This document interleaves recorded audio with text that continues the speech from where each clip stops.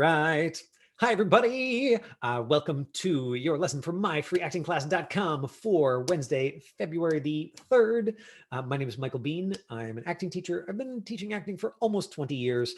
This does not make me an expert, but it does mean that I probably have more practice than most of the people listening, so perhaps my perspective will be useful. One of the things that I love about acting is that literally every person who pursues it professionally has to choose to be the expert in their own work. That what I see as a teacher a lot of the time, and I think particularly because I work with young people, and so I work with folks who are still really in that mindset of elementary school or high school, where it's like the teacher is up here and knows everything, and I am down here and I'm supposed to do it the way they say. What I experience a lot is people who step into a conversation with me or step into a class with me expecting that there is a right way to do it and that I know it and that they just should need to follow the rules to get it right. And that's not what acting is. Acting is an art. Acting is the art of like knowing yourself and then using that to tell a story. And okay, if I use somebody here as a tangible example, Jade, can I ask how old you are? Is that something that you're willing to share with us? Oh, I'm 18. Great. Okay, so um, Jade, this is Jade for everybody. Hi, Jade. Back to me. Jade is 18. Like now, Jade gets onto set with me. It's her first ever acting job. She's like real nervous and excited about it, but she's made it through the audition and she's actually on set. Or maybe she's in the callback, where she's on Zoom with the director and workshopping with the director. And the director is somebody who's even older than me, who's like in their 60s, has a whole bunch of amazing professional credits, and whether it's a man or a woman, they have like authority and experience, and they've been telling stories for like 40 years longer than Jade's been alive. That's intimidating as hell for Jade. However, right, and so what's going to want to happen is Jade's going to immediately want to flip to that person is the expert, and that my job is just to give them what they want.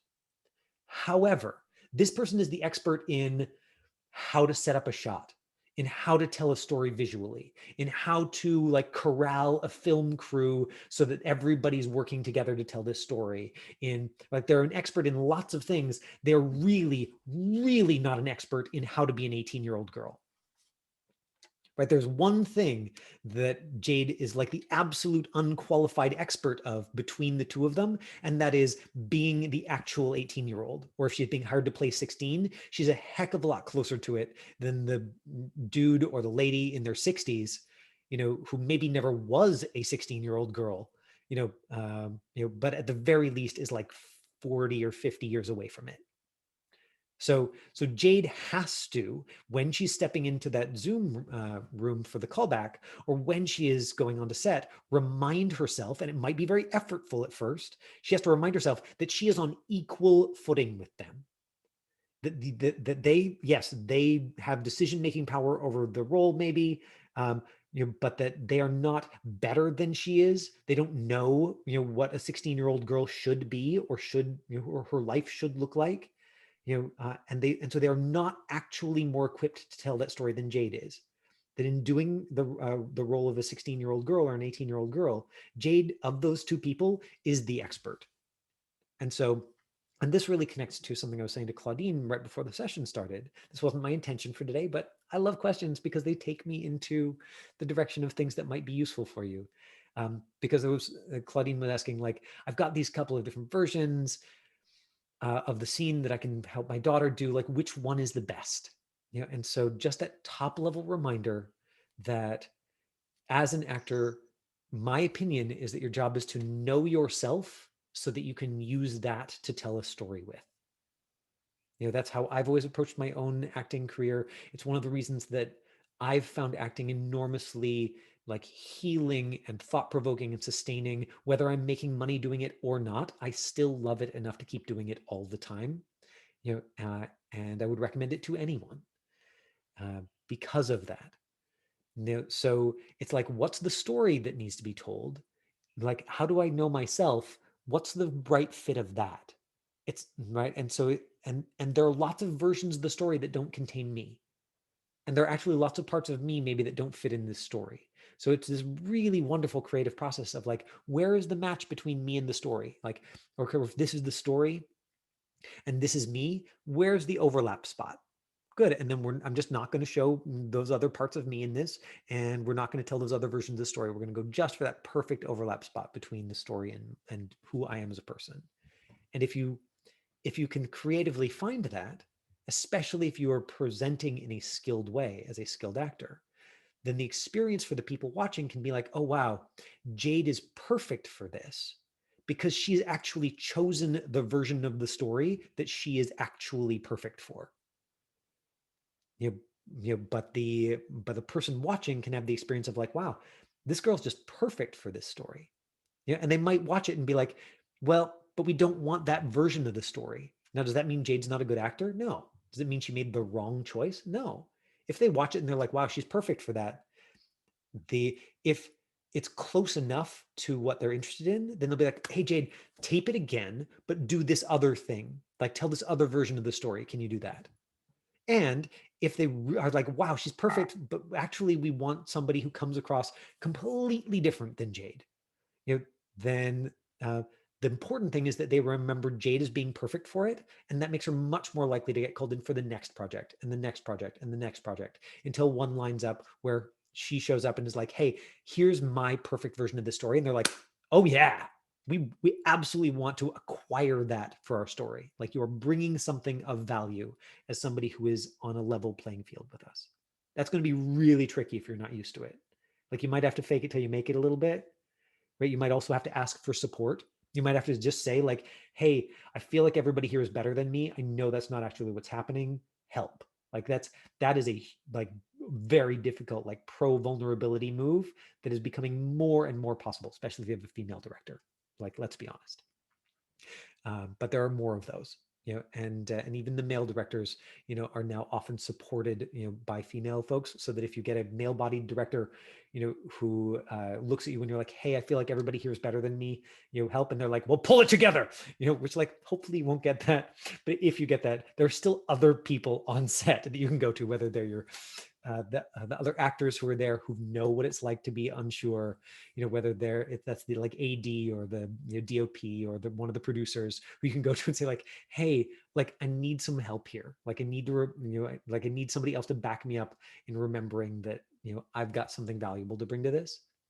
And I think that if you go in with that attitude and knowing that this is possible and this is where the best work will happen, that it's really possible to find that.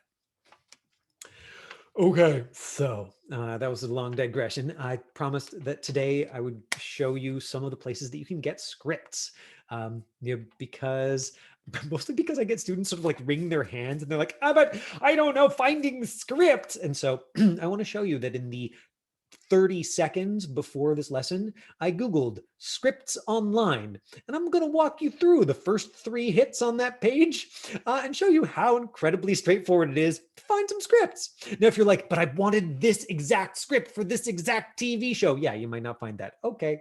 Like, again, that's disappointing. However, I wish that by teaching this lesson and putting it online, I could prevent myself from ever having another student come to me and say like, I can't find scripts for practicing. It's like, but I won't. Like, I still, like I've been teaching for 20 years. It's happened over and over again. It will continue to happen. And all that's really, is like, deciding is hard, which is like, I agree with you. Deciding is hard. But that doesn't mean they're not available. It just means that deciding is hard. One of the things you're doing with an acting teacher is you're saying, you decide for me. Because if I decide I'm going to be really insecure about the choice and I'm always going to be like half doing it and half going like, is this the right choice? But if you decide, then I have to just do it all the way, even if it doesn't feel like a perfect fit. And I will. And basically what happens, like as an acting teacher, I'm gonna let you in on a secret. I can give students almost anything. And if they are really focused, they'll come to me and go like, oh, I see why you really chose this for me. Like, it's like, you're right. You were right. This like really is a good fit for me. And I didn't see it at first, but now I see. Because in terms of like who we are as people, we contain multitudes. We have lots and lots and lots of stories in us, even the ones that we don't immediately see. And the one of like, I'm just sort of giving away the secret of acting teachers everywhere is that like probably they thought about you, but do they know you deeply on the inside like you do? No, of course not. Of course, there's absolutely no way. And so if you've taken an acting class and you feel like, wow, that acting teacher really like, they really saw me. That's that experience was happening in you. And you just wanted to attribute it to the person up here who you wanted to, like, your brain wanted to make the expert. You know, is it breaking your brain a little bit? Like that's exactly what we want. We want to destabilize that power dynamic, so that we remember that we are creative equals regardless of the difference between our experience levels. That's the experience I want to have as a teacher. That's the experience I want to have if I'm on set. And it's sometimes effortful. So, ta-da! Time to go to my web browser, and we find the My Free Acting Class website. Ooh, look at this. You can find here the practice exercise. Anybody who's watching these videos at home, download this practice exercise, send your self-tapes to info@myfreeactingclass.com. Do not feel pressure to do a whole script right away. Give yourself the successful experience of just doing a single line as long as you need. 6 months, a year, like it doesn't matter. What matters is when you are like, yeah, I really want to, and I feel like I got the foundation skills, then you can move to this next step. Scripts online, right?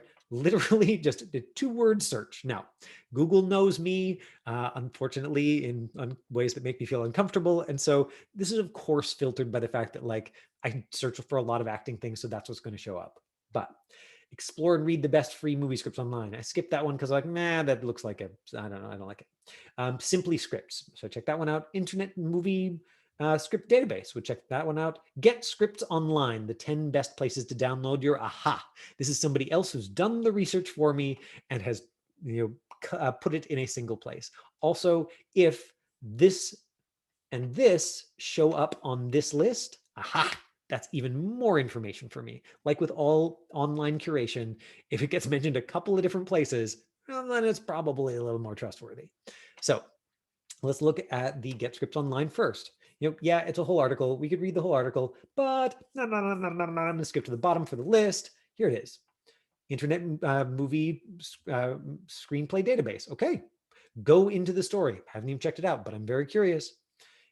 Drew's Scriptorama. This one I know, very messy the way that it's set up, but it's totally free, and there's lots of great scripts there. So many of these I'm not immediately familiar with, but like great options. We look at the Internet Movie Script Database. Wow, okay, whole bunch of scripts here.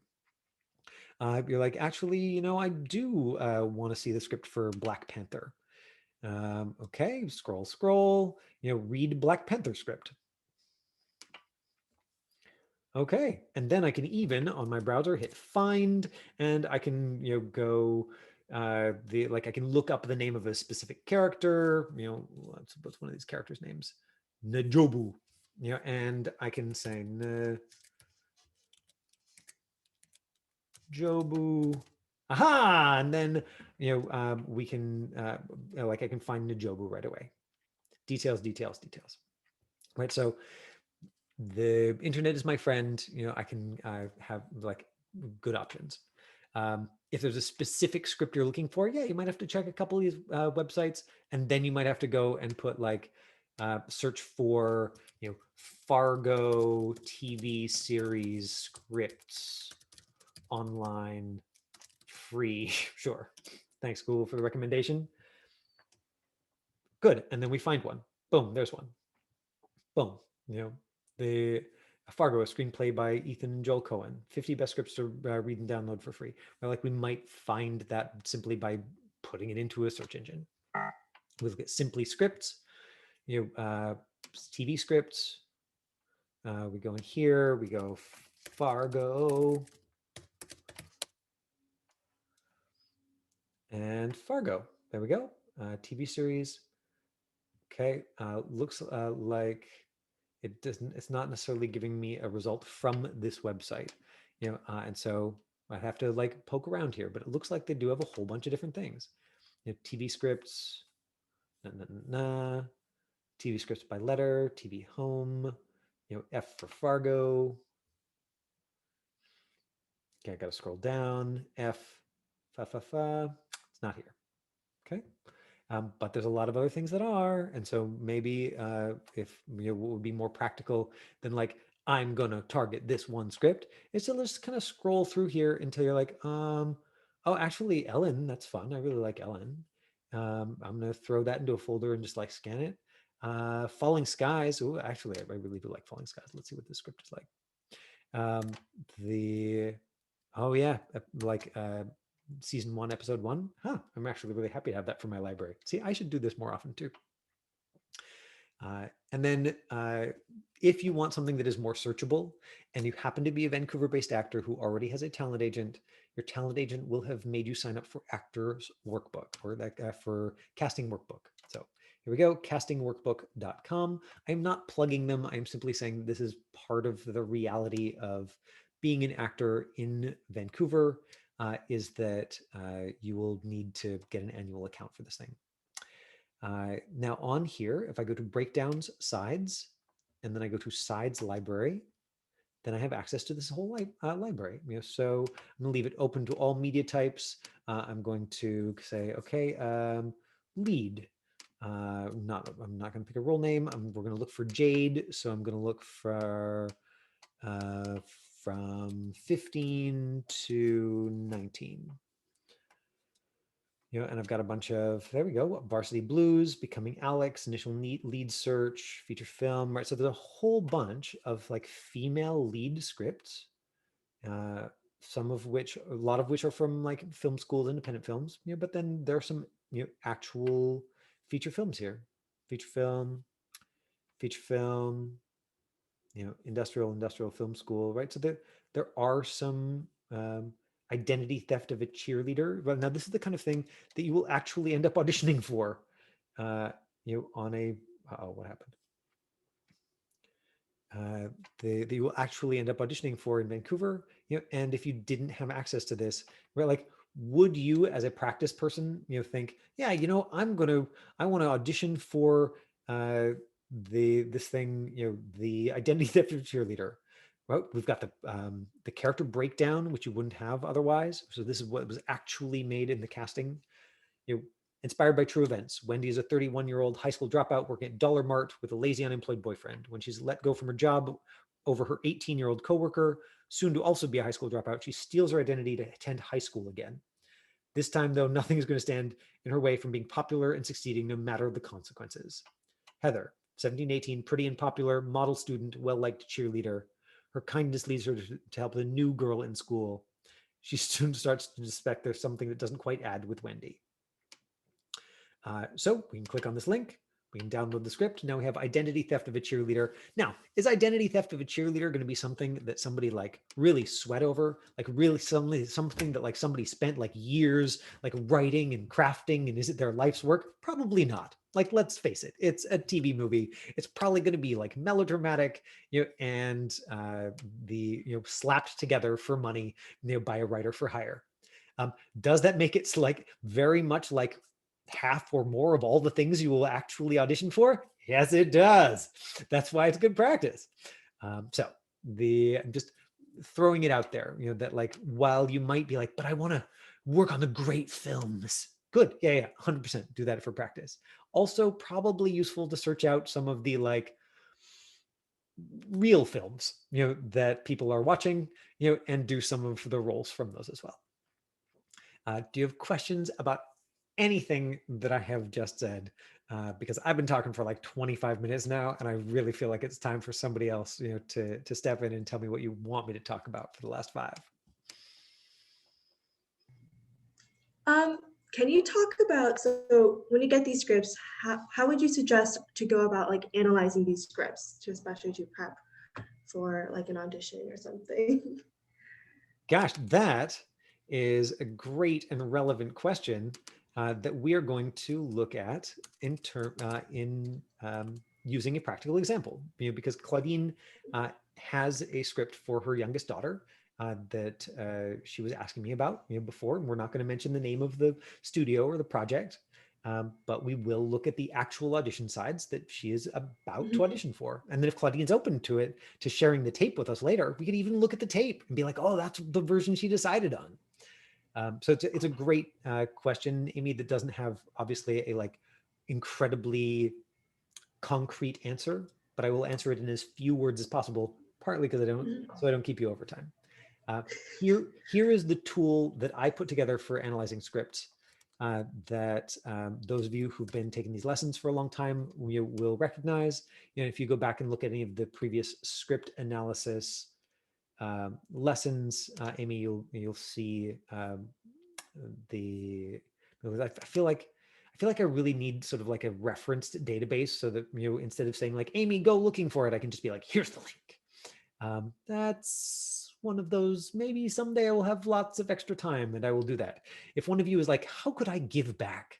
This is a thing that you could do, just throwing it out there. If you're like, man, spreadsheets, no problem. I love that stuff.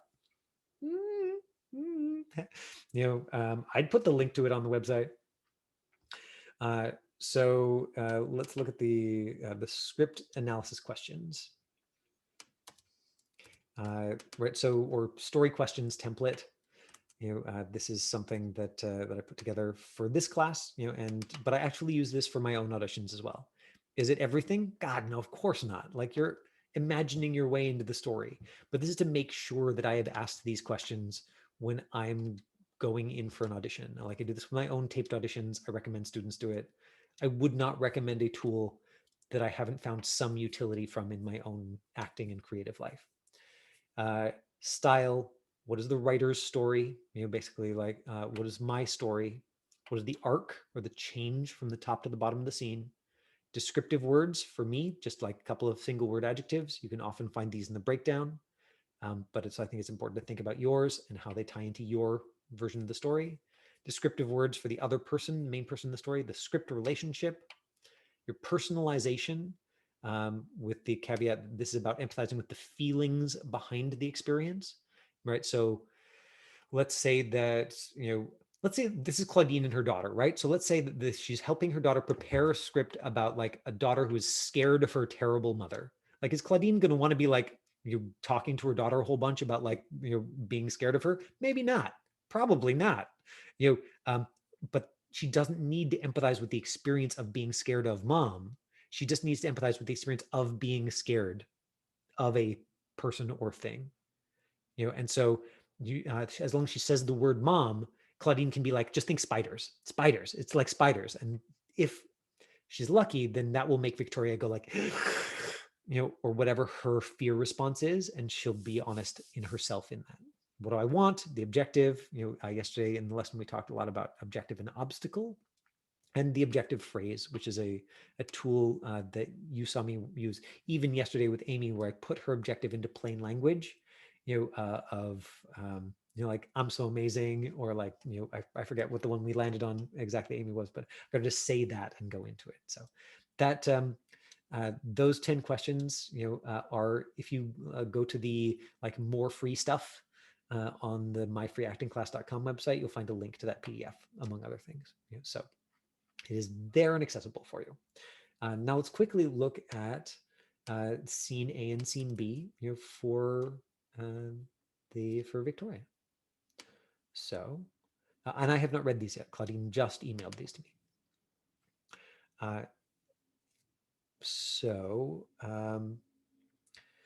Anna tucks Janice up in bed. Christina, do you want to read the little girl? Yeah. And Candy, Yeah, Candy, do you want to read Jessica? sure. Anna tucks Janice up in bed, kisses her. Wait, sorry. Will Daddy be home on Saturday? I want him to take me to the climbing wall. I could take you. He always takes me. Anna, heartbroken, can't bring herself to tell the truth. He'll be home. Promise? Promise. Right, and so who knows why the it says Anna here in the stage direction, but Jessica here, right? Characters pretend to be other characters. They have false identities. They're hiding a secret. They've been replaced by aliens. Like this kind of stuff happens all the time. Don't obsess about it. Unless it says in the story breakdown, don't worry about it. Anna tucks Janice into bed, right? Like the names are different here. The names are different here. It doesn't matter. So the style, like we'd look up the show because you'd have the breakdown, you'd find the style. Writer's story, the writer, little girl wants to see her dad. My story, if I'm playing the little girl, or if I'm helping somebody play the little girl, like I'd have to ask the kid, for some of theirs, but it's like, I'm excited to see my dad, or like I really miss my dad. Both of those fit this. And we could think of 27 more that fit this, but those are the first two that occur to me. The man, I shouldn't have closed that list so fast. What's the next question on the list? I think the next question on the list is the arc of it. Yeah, so how's it change from beginning to end? Like I'm worried that I'm not going to get this thing that I want, and I'm reassured that I'm getting this thing that I want. Sure, you could do that. Like it doesn't actually matter, which arc you choose as long as it fits the writer's story, which is like little girl misses her dad or little girl wants to see her dad. On maybe a story side where like actually like the more the little girl is like, oh yeah, I am going to get to see my dad, then the more Jessica's going to feel like a terrible person, and the more we're setting her up for like the bad thing that happens later. So, on a story level, probably that like supports the dramatic arc of the entire show. That's just my guess. Right. That like as adults or as mature readers, we're like, okay, she's totally lying and this is going to end badly, but Katie definitely does not know that. She just says, promise, promise. Might it be interesting to like practice a version where she doesn't entirely trust her mom? Yeah, might be. And if you're doing like a very dark, dramatic show, maybe that's even the one that suits the style best. But this reads as the Katie character reads as quite innocent to me, and so I that's not where I would go at the very beginning. It might be something that I would try in like exploring more broadly. Let's see that, and then